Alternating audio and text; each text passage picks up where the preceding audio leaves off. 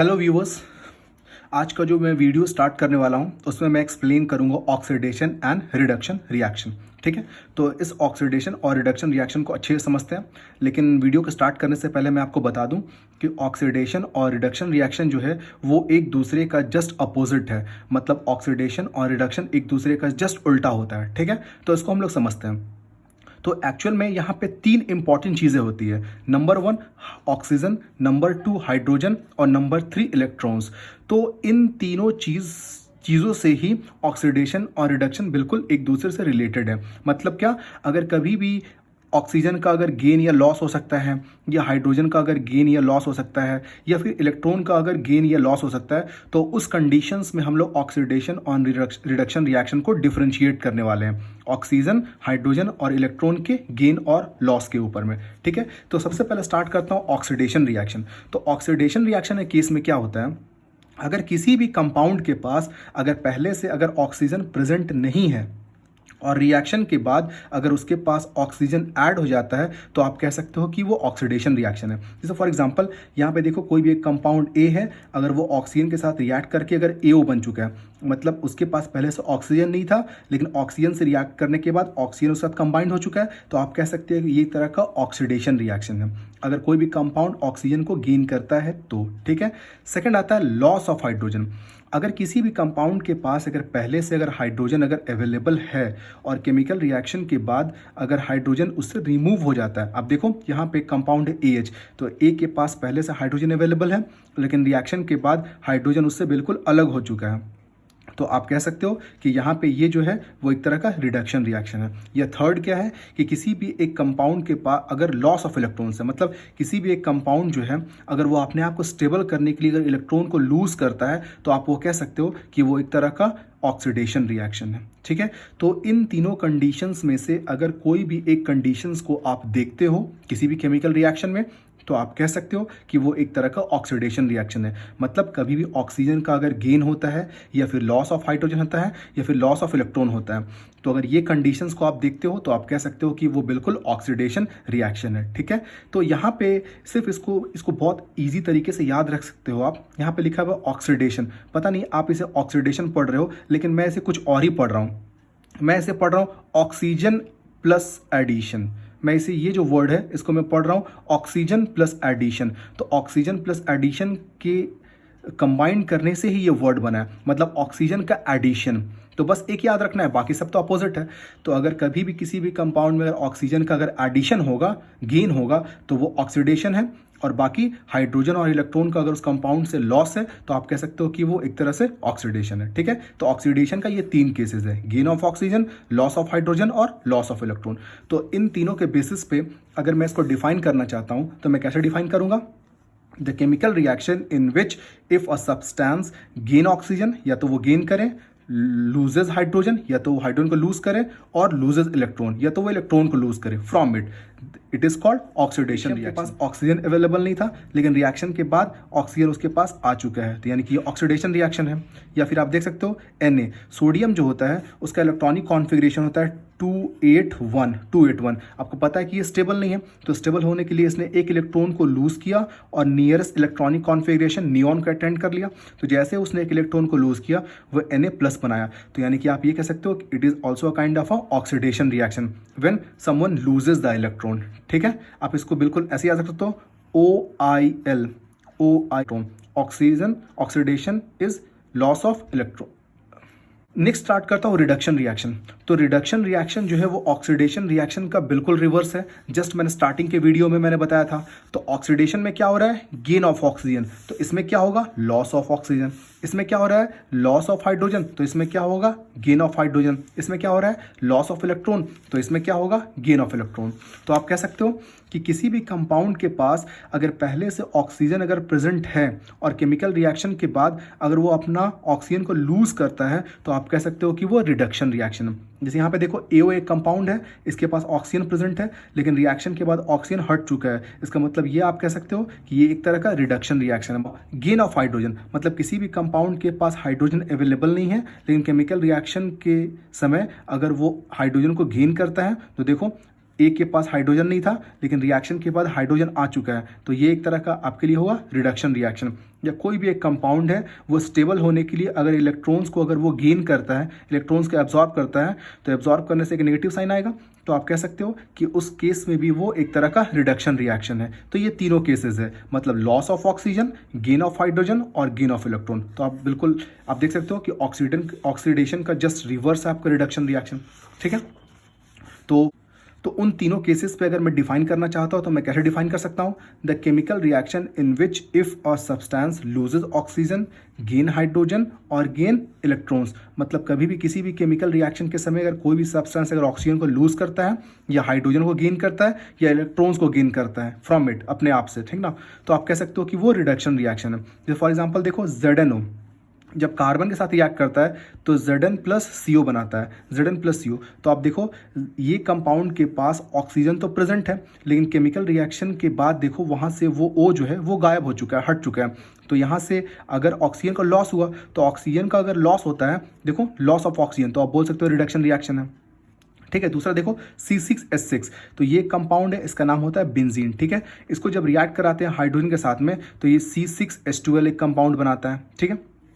तो आप देखो कि यहाँ पे पहले से तो हाइड्रोजन प्रेजेंट था ही, 6 हाइड्रोजन, लेकिन रिएक्शन के बाद और ज़्यादा हाइड्रोजन हो चुका है। मतलब हाइड्रोजन पहले से प्रेजेंट हो और अगर और ज़्यादा हाइड्रोजन भी अगर एडअप हो तो भी वो एक तरह का रिडक्शन रिएक्शन है, ठीक है। तो ये जो कंपाउंड है ये बेंजीन है, ठीक है। नेक्स्ट देखो क्लोरीन का जो इलेक्ट्रॉनिक कॉन्फ़िगरेशन होता है वो 287, तो ये देखो बिल्कुल स्टेबल नहीं है। तो जैसे अगर वो एक इलेक्ट्रॉन को अगर वो गेन करता है तब जाकर के वो स्टेबल होता है और एक माइनस चार्ज होता है और ये अपने आप को आयंस में कन्वर्ट कर लेता है, आयंस में। तो यानी कि आप कह सकते हो ये एक तरह का रिडक्शन रिएक्शन है। तो ऑक्सीडेशन रिएक्शन और रिडक्शन रिएक्शन आई होप आप समझ गए होंगे। फिर से एक बार बता देता हूँ, ऑक्सीडेशन के केस में क्या होता है? ऑक्सीडेशन के केस में ऑक्सीजन का गेन होता है या फिर लॉस ऑफ हाइड्रोजन होता है या फिर लॉस ऑफ इलेक्ट्रॉन, और रिडक्शन के केस में लॉस ऑफ ऑक्सीजन या फिर गेन ऑफ हाइड्रोजन या फिर गेन ऑफ इलेक्ट्रॉन, ठीक है। नाउ तो अभी जस्ट मैंने आपको रिडक्शन और ऑक्सीडेशन को बहुत अच्छे तरीके से समझाया, आई होप आप समझ गए हो, ठीक है। अब देखो अगर कोई एक ऐसा केमिकल रिएक्शन होता है जिसमें कि ऑक्सीडेशन और रिडक्शन अगर दोनों अगर एक साथ हो, मतलब आपको ऑक्सीडेशन भी देखने को मिल रहा है और रिडक्शन भी देखने को मिल रहा है, मतलब दोनों एक साथ हो रहे हैं एक ही केमिकल रिएक्शन में, तो उस टाइप के स्पेशल केमिकल रिएक्शन को हम लोग बोलते हैं रिडॉक्स रिएक्शन। तो अगर ये दोनों टाइप के रिएक्शन अगर एक पर्टिकुलर रिएक्शन में हो रहे हैं तो यहाँ पे उसका नाम हमने दिया रेडॉक्स। और रेडॉक्स कैसे आया? हमने रिडक्शन से RED को लिया और OX से लिया OX को, तो मिला के ये वर्ड हुआ रेडॉक्स रिएक्शन। मतलब जहाँ पे रिडक्शन भी हो रहा है और ऑक्सीडेशन भी हो रहा है, तो वैसे केमिकल रिएक्शन को हम लोग बोलते हैं रिडॉक्स रिएक्शन, ठीक है। तो डेफिनेशन देखते हैं, the chemical reaction in which both oxidation and reduction takes place simultaneously is called redox reaction. मतलब किसी भी एक केमिकल रिएक्शन में अगर ऑक्सीडेशन और रिडक्शन अगर दोनों एक साथ अगर देखने को मिलता है तो उसको हम लोग बोलते हैं रिडॉक्स रिएक्शन, ठीक है। एक दो एग्जाम्पल्स इसको समझते हैं। जैसे यहाँ पे CuO plus H2 is equals to Cu plus H2O, ठीक है। इस रिएक्शन को देखो तो Cu को जब हाइड्रोजन से रिएक्ट किए तो यहाँ मेरे को मिला Cu प्लस H2O।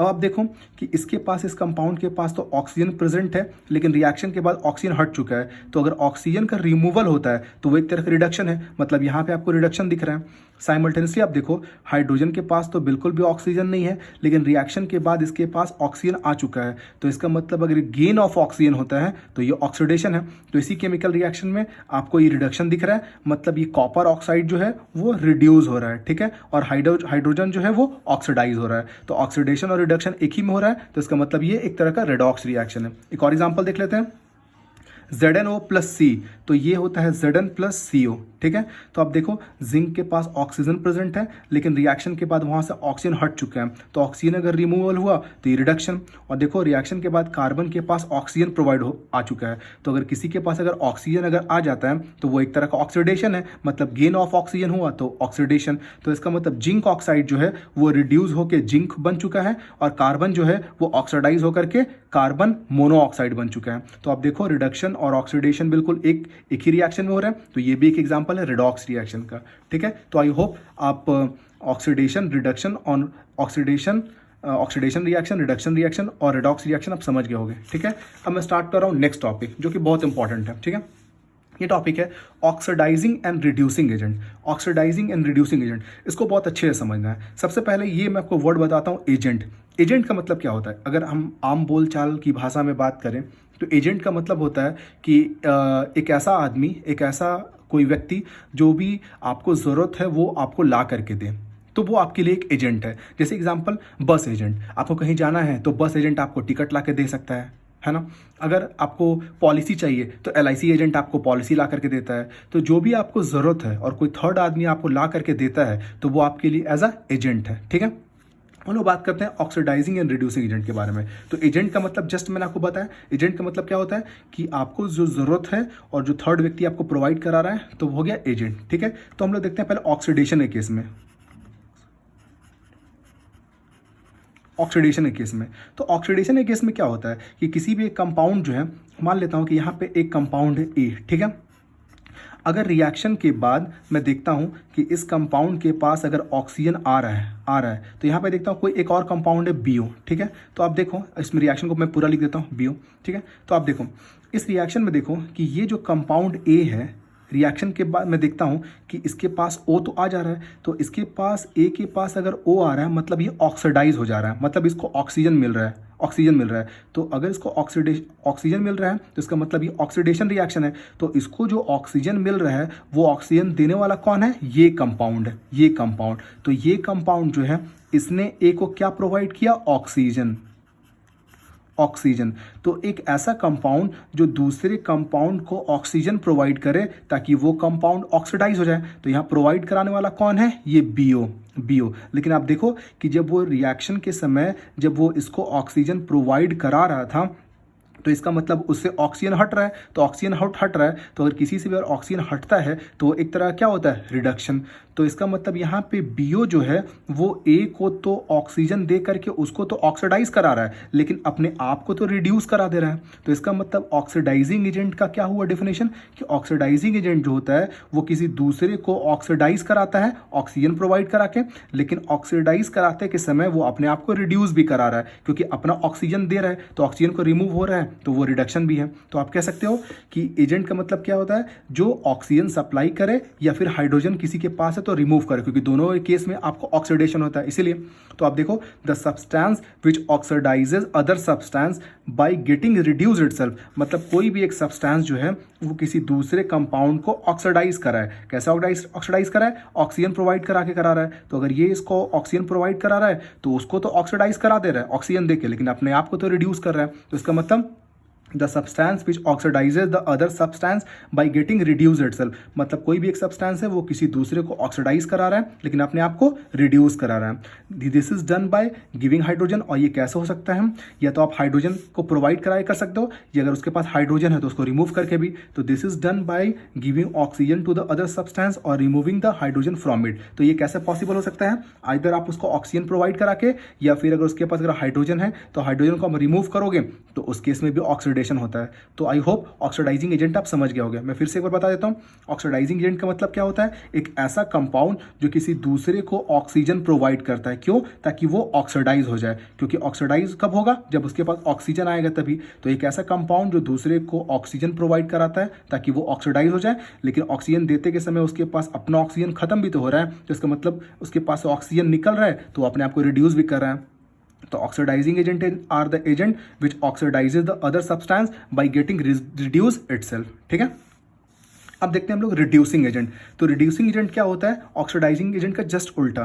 तो आप देखो, अब देखो, मान लो कि अगर कोई भी एक कंपाउंड है, मान लो इसी को देखते हैं AO। अब मैं इसको रिएक्शन करा रहा हूँ B के साथ में, तो ये मेरे को मिल रहा है A और यहाँ आ रहा है मेरे को BO। तो आप देखो कि यहाँ पे एक कंपाउंड है AO और B। तो आप देखो इसके पास ऑक्सीजन पहले से प्रेजेंट है, ऑक्सीजन प्रेजेंट है, और B क्या कर रहा है? इसका ऑक्सीजन को इसके पास से हटा रहा है। तो A तो खुद अकेले हो जा रहा है, क्यों? क्योंकि ऑक्सीजन यहाँ से हट रहा है। तो ऑक्सीजन अगर किसी से हटता है तो वो क्या होता है? रिडक्शन। तो ये ऑक्सीजन को हटाने वाला कौन है? B। तो इसका मतलब एक ऐसा कंपाउंड जो किसी दूसरे को रिड्यूस करे। रिड्यूस कैसे कर रहा है? ऑक्सीजन को हटा करके। क्योंकि ऑक्सीजन हटेगा तभी तो रिडक्शन है। तो इसका मतलब एक ऐसा कंपाउंड जो किसी दूसरे को रिड्यूस करा रहा है, लेकिन दूसरे को रिड्यूस कैसे करा रहा है, उसको ऑक्सीजन को हटा करके, लेकिन वो जो ऑक्सीजन हट रहा है वो तो खुद ब खुद उसके पास आ जा रहा है। तो इसका मतलब रिड्यूसिंग एजेंट क्या हुआ कि reducing agent are the agent which reduces the other substance by getting oxidise itself. क्यों? क्योंकि वो रिड्यूस करते समय जो ऑक्सीजन को हटा रहा है वो खुद उस ऑक्सीजन को एब्जॉर्ब कर रहा है, अपने पास रख रहा है। तो किसी दूसरे को रिड्यूस करा रहा है लेकिन अपने आप को ऑक्सीडाइज करा रहा है। ठीक है, तो ये कब हो सकता है? जब किसी के पास ऑक्सीजन अवेलेबल है, ऑक्सीजन को रिमूव करके या किसी को हाइड्रोजन प्रोवाइड करा करके। ठीक है, तो देखो मैं इसका डेफिनेशन पढ़ता हूं। The substance which reduces other substance by getting oxidise itself. मतलब एक ऐसा सब्सटेंस जो किसी को रिड्यूस करे, देखो इसको रिड्यूस किया लेकिन अपने आप को ऑक्सीडाइज कर लिया। तो substance which reduces the other substance by getting oxidise itself, this is done by, कैसे हो सकता है? By giving hydrogen to another substance और removing the oxygen from it. मतलब किसी को हाइड्रोजन दे करके या फिर किसी के पास अगर ऑक्सीजन प्रेजेंट है तो उसको ऑक्सीजन को निकाल करके। ठीक है, तो एक रिएक्शन से इसको समझते हैं अच्छे से। देखो CuO प्लस H2, ये क्या आता है? Cu plus H2। तो यहाँ पे देखो कॉपर के पास ऑक्सीजन प्रेजेंट है लेकिन रिएक्शन के बाद ऑक्सीजन हट चुका है। ठीक है, हाइड्रोजन के पास ऑक्सीजन नहीं है लेकिन रिएक्शन के बाद ऑक्सीजन आ चुका है। तो इसके पास ऑक्सीजन नहीं था, रिएक्शन के बाद ऑक्सीजन आया, ऐड हुआ ऑक्सीजन मतलब ऑक्सीडेशन। इसके पास ऑक्सीजन था, ऑक्सीजन हटा, रिडक्शन। अब यहाँ पे अच्छे से समझना है, यहाँ पे ये जो हाइड्रोजन है ये ऑक्सीडाइज हुआ। क्यों ऑक्सीडाइज हुआ? क्योंकि इसके पास ऑक्सीजन आया। अब इसको समझना ये है कि ये जो ऑक्सीडाइज हुआ, इसके पास जो ऑक्सीजन आया, तो ये ऑक्सीजन सप्लाई कौन करने वाला कौन है? CuO, ये कॉपर ऑक्साइड।